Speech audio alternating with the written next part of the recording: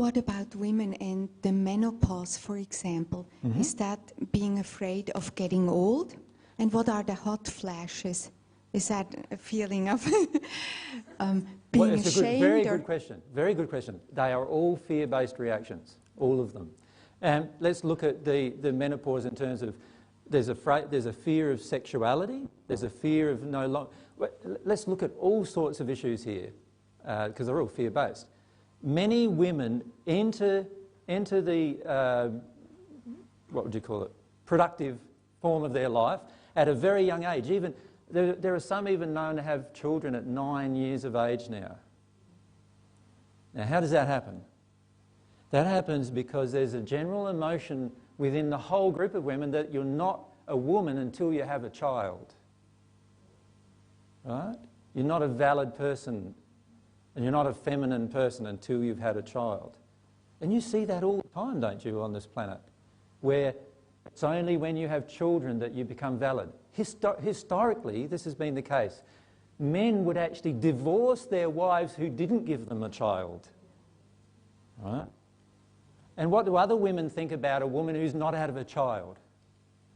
A lot of times there's a projection of like, you wouldn't know you've not had a child. You wouldn't know you wouldn't have a child. You know, they look at you as if, I only know because I've had a child. When you're a mother, you will understand. Understand what? How to damage your child? Or understand love or what, you know? Because in the end, a lot of times that's what we're doing by projecting these emotions, right?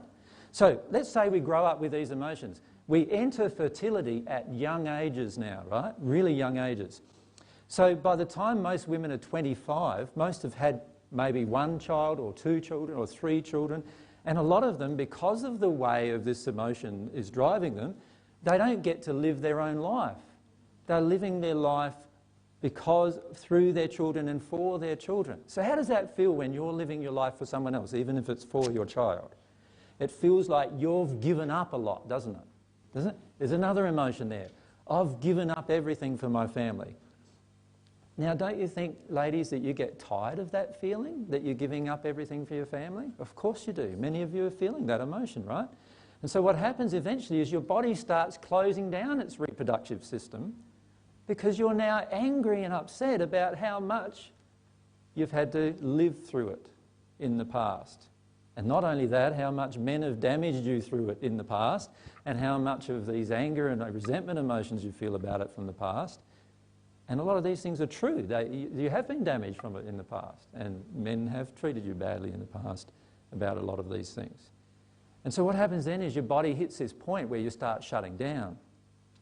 And then on top of that, there's all these hot flush things. What's that all about? Well, that's all about this sexual shame, this shame that you feel about your own sexual organs and your own reproductive system, and the shame you feel about your life and how your life has been changed and conformed. You can't just go out there and have free sex, right, without there being a consequence of maybe a child coming along or maybe a disease coming along and all these different things. And so there's all of these things going on emotionally inside of you. What will happen is, when you release all of those emotions, you will be able to conceive a child whenever you want. You won't need birth control. You won't need any other, rhythm method or any other type of method to control anything, because your body will do exactly what you desire it, because you've now released all of these other fears and addictive emotions that cause it to do something different. And that's how God created you to be. But you have to be at one with God to be able to do that. Well, no, it's not so much being at one to be able to do that. What it is, the process of becoming at one with God does 2 things for you to remember. Firstly, it creates the relationship with God, where you then absorb all of God's truth. But the second thing it does is it creates a relationship with yourself in a pure form. In other words, you love yourself the same way that God loves you in the end. Did you follow me? Now, the subsequent result of that condition is that you will have all this control over all these other things, including complete control over what happens to your body. Does that make sense? Yes. At any time. So you can be 150 years of age, and by the way, in the future there'll be many of you who may even live to 150 years of age, or even 200 years of age, or to be frank, even 700 or 800 years of age. right? Because the body is totally capable of doing this. Scientifically, it's a proven fact that your body is capable of doing this. They still don't know what the death gene's all about, right? Why does our body degrade after 25 years? They don't know. Every 7 years before then, it replicates itself perfectly, replicates itself perfectly, grows into a new place. All of our lines don't appear, and still we start getting above 25, 26, 27. And then what happens is that our body starts degrading in its replication process. And it's a known fact. And there's whole bodies of scientists looking specifically at what the genetic reason for that is. The genetic reason for that is. Well, the truth is, all genetic reasons are created by the soul condition.